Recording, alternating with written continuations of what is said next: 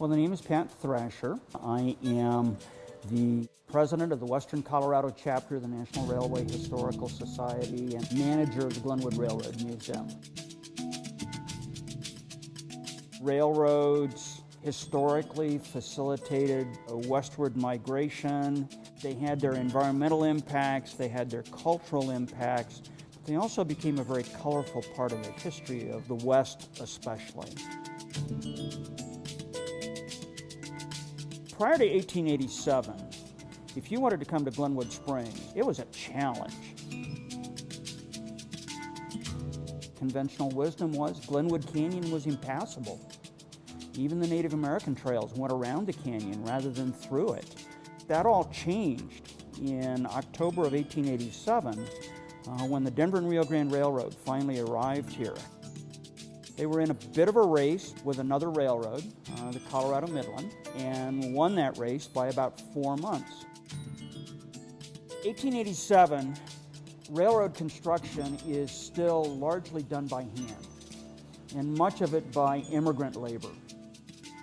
A whole host of people and a whole host of cultures were involved in construction of the Denver and Rio Grande, as was the case with many of the western railroads at that same time period.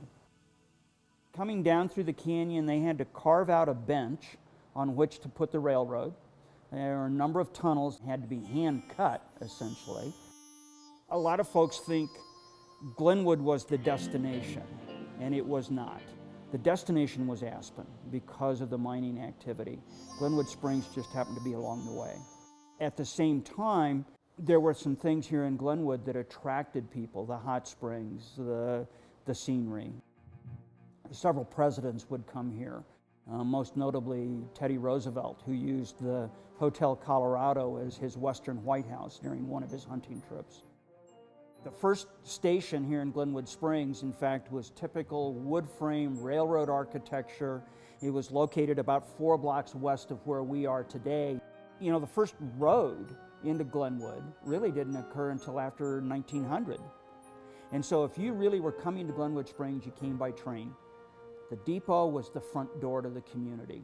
It was the front door to the Roaring Fork Valley. In the early 1900s, folks started putting some pressure on the Denver and Rio Grande to build a new depot, one that was a little bit more representative of the images that people had of their community. They hired an architect who already had some local experience. His name's Theodore von Rosenberg. He had previously done the design work for the bathhouse and hot springs pool for the Devereaux family. This building is completed in the late spring of 1904. It was designed to the social standards of the day, and that included 2 waiting rooms.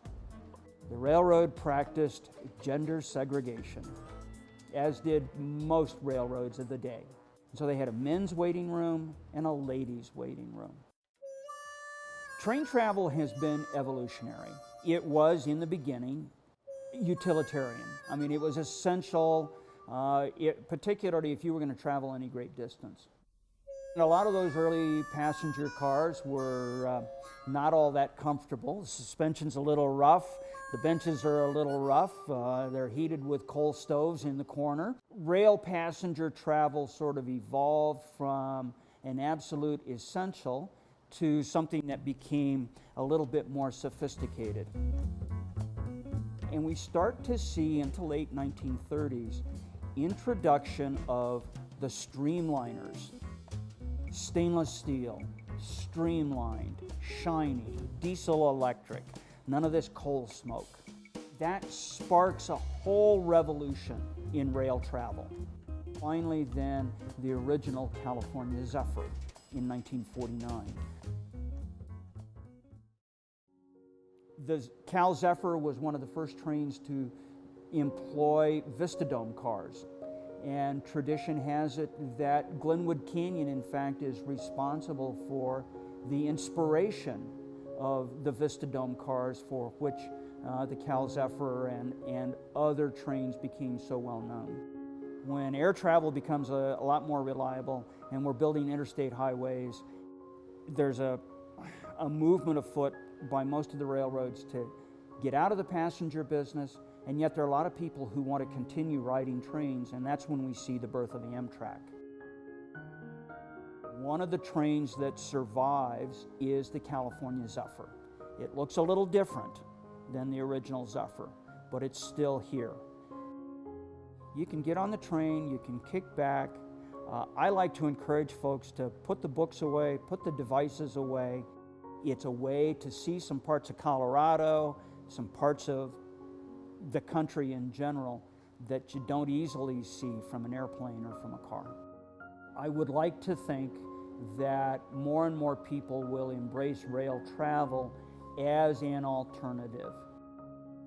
For folks who are considering coming to Glenwood Springs, whether it's for a weekend or a week or whatever, if they want to get connected with the history of this area, and particularly with the rail history, they need to include a stop at the Glenwood Railroad Museum. We're here and ready to help introduce folks to what this community and what this area is all about from the perspective of that really colorful railroad history.